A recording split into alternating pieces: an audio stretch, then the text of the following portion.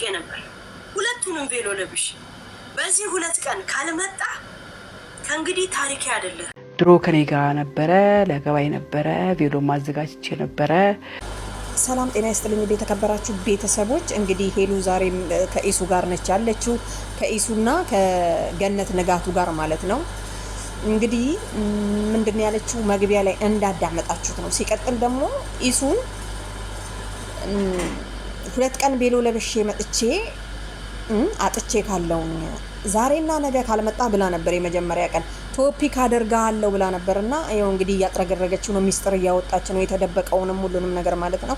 አይመለከተንም፣ እኛ ማዳመጥ ነው ስራችን። የምትፈልጉ ደግሞ ላይቭ ላይ ናት ሄዳችሁ ማዳመጥ ትችላላችሁ። ሲቀጥል ደግሞ እኛ የሰማነውን ቀንጨብ አድርገን እናሰማለን። ሄለን ኢሱን ታፈቅረዋለች፣ ድብና አድርጋ በጣም ነው የምትወደው። ላይቭ አሳልፈዋል። አዎ አሳልፈዋል። እኔም መሰክራለሁ። ምክንያቱም ሰው አይቶ መመስከር ይችላል፣ ግድ ቦታው ላይ መቀመጥ የለበትም።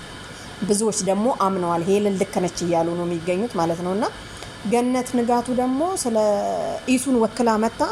እነሱ ተጋብተዋል፣ ሄለን ምን አገባት? ምን ልታገኝ ነው? አያችሁ የምታገኘው ነገር ምንድነው እያለች ነው። ምንም አታገኝም፣ ግን እውነት አላት። እውነቱን ማግኘት አለብኝ ነው የምትለው እንጂ። ሲቀጥል ደግሞ ምንድን ያለችው ሄለን እንደውም በእናንተ ንዴት ጫት ሻጭ ያደርገዋለሁ ሀገሬ ላይ እንደውም ይዤው እመጣለሁ እያለች ነው። ግን ማድረግ ይቻላል እንደ ቤተሰብ? አይቻልም። ከእንግዲህ በኋላ አታገኘውም፣ ታውቃለች። ግን ኢሱ ምን አስፈራው? ለምን እውነቱን ተናግሮ ቤተሰቦቹንም ሰላም ለምን አይሰጥም? ከሚዲያ ላይም ለምን አይረጋጋም? ቢያንስ እኮ ኢሱ አዎ እንዲህ ነበር ብሎ እኮ ቢናገር ማለት ነው በቃ ሁሉም ያርፋል። ለ2 ቀን ለ3 ቀን አመነ ምናምን ነገር ይሉና ከዛ በኋላ ይተውታል። ምንም ችግር የለው። ምክንያቱም እሱ ህሊናው አያርፍማ።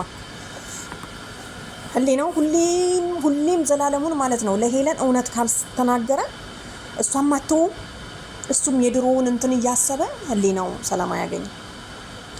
አይዋት እስቲ ስትናገር እንኳን አሁን እውነት የሌላት ትመስላለች። አያችሁ እንግዲህ እሷን የሚናገር ሰው በሙሉ እንግዲህ ያው ከስር ከመሰረቱ ሚስጥር እንግዲህ ገነት ንጋቱን አሁን በጣም እያጥረገረገቻት ነው። ምክንያቱም ምን አገባሽ መብቴ ነው፣ ኢሱ የግሌ ነበረ፣ ትላንትና የራሴ ነው፣ አብረን ነበርን ከዘቢባ ጋር ሳይገናኙ፣ አንቺ አይመለከትሽም እያለች ነው ማለት ነው እንግዲህ አያችሁ።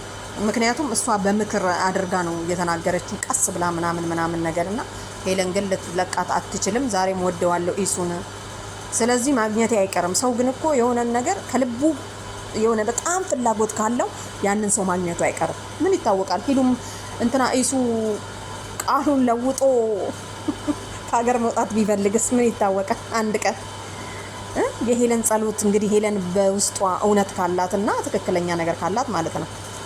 ስለዚህ ይውላችሁ ሄለን ማለት ወይ ደግሞ በውስጥ የማይጽፍላት የለም፣ የማይጽፍልኝ የለም፣ እኔ ግን ማንንም አልፈልግም ብላለች። ሄለን ደግሞ አያችሁ እንጂ እኔ ወንድ አጥቼ አይደለም፣ ከማንም ጋር ማንንም እበልጣለሁ። በቆንጅና ብትሉ፣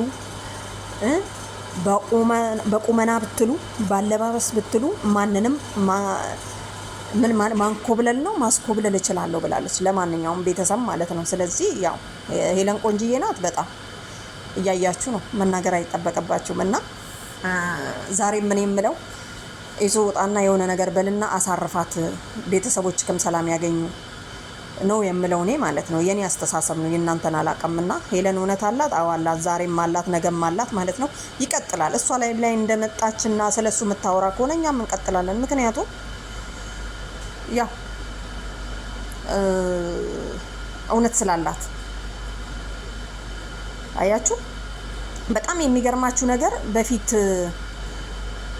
ብዙዎች ኢሱ የሚሉ ልጆች አሁን መተው ደግሞ ምን ይላሉ መሰላችሁ? አዎ ትክክል ነሽ፣ ኢሱ ፈርቶን የቀረው እውነት ማለት ውሸት ስለሆነ ነው እያሉ ነው እንትን የሚሉትና ያው እኔ ከመጀመሪያውም ጀምሮ ሄለን እውነት አላት። አዎ እና ሚስጥር እየወጣ ነው ማለት ነው።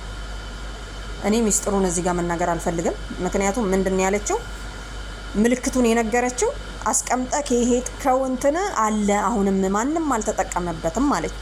ምን እንደሆነ አላውቅም፣ ግን ምን አስቀምጦ እንደሆነ እንግዲህ ኢሱ አስታውስ ማለት ነው። እና ቤተሰብ አደራ ራሱ ታስቀምጣለች። ስለዚህ እኔ በሞት እንኳን ሐውልቴ ላይ አጽፋለሁ።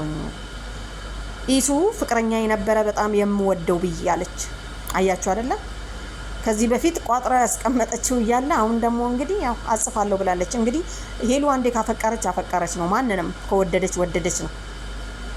ቢሞቱ እንኳን አጥላቸው ሰብስባ ነው የምትይዘው ማለት ነው፣ ቤተሰብ ማለት ነው። እና እንግዲህ ለማንኛውም ሰላም ያወርድላት ከልቧም እንትን ካለ እንግዲህ ኢሱም ከተመለሰ ይመለስላት። ምንም ማድረግ አንችልም። ግን አሁን ያው አታገኘውም። እሱ የልጆች አባት ነው። ምክንያቱም ግን ህሊናው ረፍት እንዲያገኝ ጓደኞች ካላችሁ በቃ በውስጥም ቢሆን እውነቱን ንገራት ለሷ። ነገሩ በተነገራትም አምጥታ ለኛ መናገሯ ስለማይቀር በጣም ከባድ ነው። ጸሎት አድርግ እንግዲህ ፈጣሪ እንዲረዳ። ምክንያቱም እንድትተውክና ከልቧ ውስጥ እንድትወጣ። ግን ምን አይነት ምን ብትሰጣት ነው ምን ብታደርግላት ነው እንደዚህ ያልረሳ ያልከው ማለት ነው? ከምር እኔ እኮ አንዳንዴ በጣም ነው የሚገርመኝ። አንዳንድ ሴቶች ለወንዶች ደንታ የላቸውም። ገባችሁ? ምክንያቱም ከላይ ስለሆነ ማለት ነው። እንደዚህ ከውስጥ ስትወዱ ደግሞ አይሄድም ከላያችሁ ላይ ራሱ። ለማንኛውም ያው መልእክት አስተላልፋለች። እቃ ተቀምጦልሃል ናና ውሰድ ተብለሃል። ለማንኛውም ማለት ነው ቤተሰብ እንግዲህ ላይቭ ናች፣ ሂዱና አዳምጧት። እኛ የቀነጨብነውን ያህል አምጥተናል። መስመር ነው የምናሳየው። ለማንኛውም ቤተሰብ ባይ መልካም ምሽት ይሁንላችሁ።